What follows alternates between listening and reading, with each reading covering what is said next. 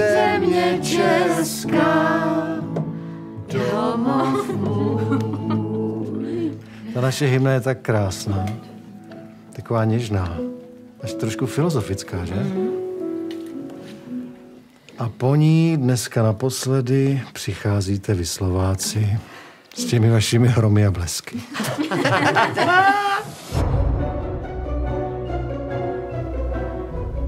Ruční brzdu!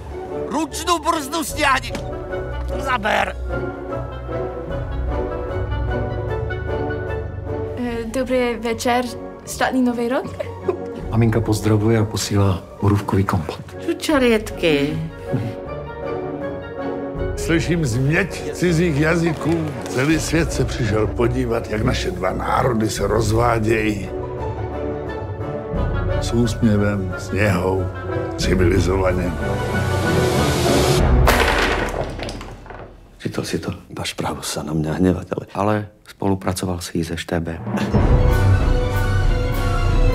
V téhle rodině se tajemství nenosí.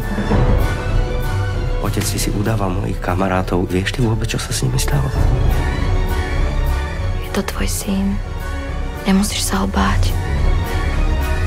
Tím spisem můžeš zničit celou rodinu, všechno.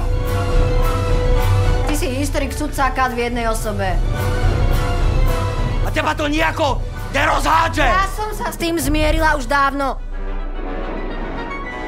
Povedala si mi, že si ho spálila, No tak som ho nespálila! A čo je zlé na pravde? Ale za každú cenu?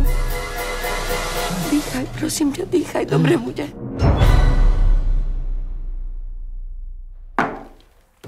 No však jako jím.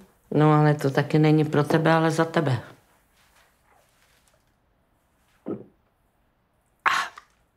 A hned je nám líp, viď?